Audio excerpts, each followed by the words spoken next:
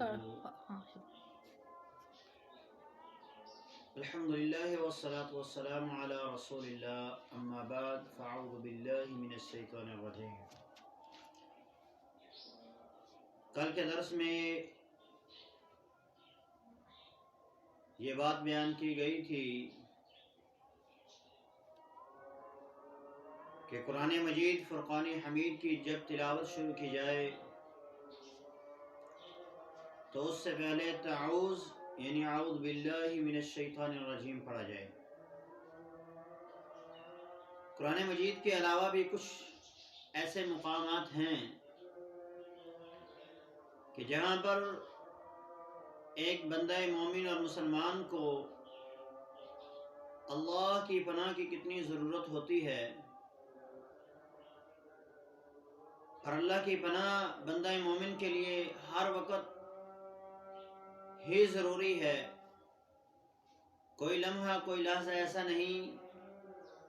کہ جس گھڑی میں ہم اللہ تعالیٰ کی پناہ سے نکل جائیں اور محفوظ رہ سکیں۔ اس لیے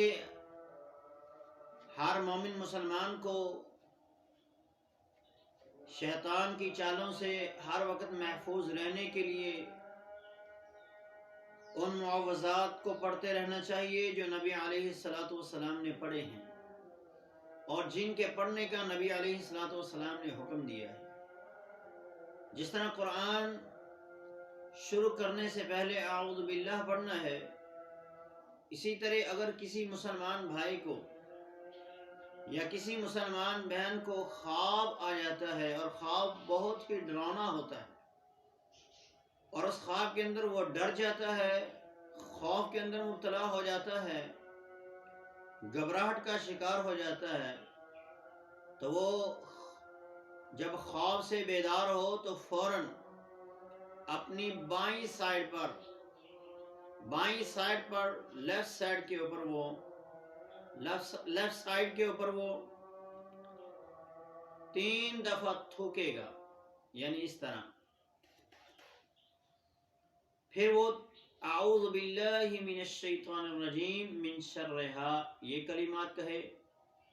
اور گھبراہٹ کو ختم کرنے کے لیے اعوذ بکلمات اللہ التامات من غضبہ وعقابہ وشر عبادہ ومن همزات الشیاطین۔ ان کلمات کو پڑھے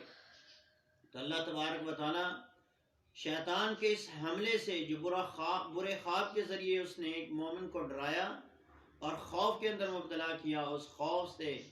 اور اس کے شر سے، اس خواب کے شر سے اللہ تعالیٰ اس بندہ مومن کو محفوظ فرما دیتے ہیں۔ تیسرا مقام جہاں ہمیں تعوذ پڑھنا چاہیے وہ ہے کہ نماز کی حالت میں جب ہمیں وسوسے آئیں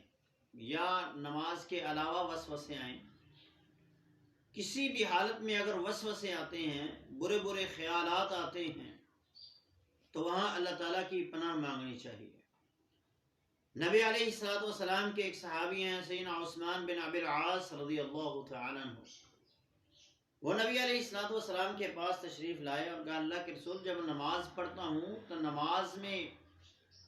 مجھے بڑے برے خیالات آتے ہیں اور شیطان میری نماز کو خراب کر دیتا ہے۔ آپ نے فرمایا جب تو نماز پڑھتا ہے اور تیرے پاس شیطان آئے اور تیرے برے وسوسے کا شکار کر دے تو اس وقت تم تعوذ پڑھنا، اعوذ باللہ من الشیطان الرجیم پڑھ کر اپنی بائیں سائڈ پر تھوک دو تو انشاءاللہ العزیز اس شیطان کا اثر ختم ہو جائے گا۔ جو برے وسوسے نماز کی حالت میں آتے ہیں یا نماز کے اندر برے خیالات، دکان کے خیال، گھر کے خیال، اس طرح نماز کی کتنی رکعات پڑھی ہیں کتنی نہیں پڑھی، شیطان اس طرح انسان کو وسواس اور وسوسوں کے اندر مبتلا کر دیتا ہے، تو اس لیے اعوذ باللہ پڑھنے کا نبی علیہ الصلوۃ والسلام نے حضرت عثمان بن ابی العاص کو حکم دیا، اور اس شیطان کا نام خنزب ہے۔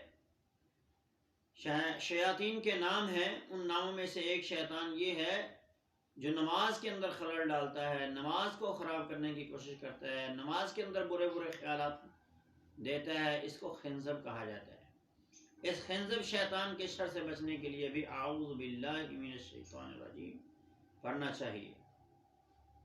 غصے کی حالت میں نبی علیہ الصلوۃ والسلام نے اعوذ باللہ من الشیطان الرجیم پڑھنے کا حکم دیا۔ سیدنا سلیمان بن سرد رضی اللہ تعالیٰ عنہ فرماتے ہیں کہ ہم نبی علیہ الصلوۃ والسلام کے پاس تشریف فرما تھے۔ آپ کے پاس دو آدمی اس حالت میں کھڑے تھے کہ وہ آپس میں جھگڑ رہے تھے اور غصے سے ان کے چہرے سرخ ہو چکے تھے اور ان کی گلے کی رگیں جو تھی وہ پھول چکی تھی۔ تو نبی علیہ الصلوۃ والسلام نے سیدنا سلیمان بن سر سے کہا کہ میں ایک ایسا کلمہ جانتا ہوں، اگر ان میں سے کوئی ایک اس کلمے کو کہہ دے تو اس کی یہ کیفیت ختم ہو جائے گی۔ تو سیدنا سلیمان فرماتے ہیں میں نے پوچھا اللہ کے رسول وہ کون سا کلمہ ہے؟ تو آپ نے فرمایا اعوذ باللہ من الشیطان الرجیم۔ اگر کوئی اس حالت میں غصے کے عالم میں شدید غصے کے اندر اللہ تعالیٰ کی پناہ پکڑ لیتا ہے تو اللہ تعالیٰ شیطان کے اس حملے سے، شیطان کے اس غصہ دلانے سے اسے محفوظ کر دیتے ہیں، اور اس کا جو نقصان اس کو ہونے والا ہوتا ہے اللہ تبارک و تعالیٰ اس سے محفوظ فرما دیتے ہیں۔ تو آج کے درس میں انشاءاللہ العزیز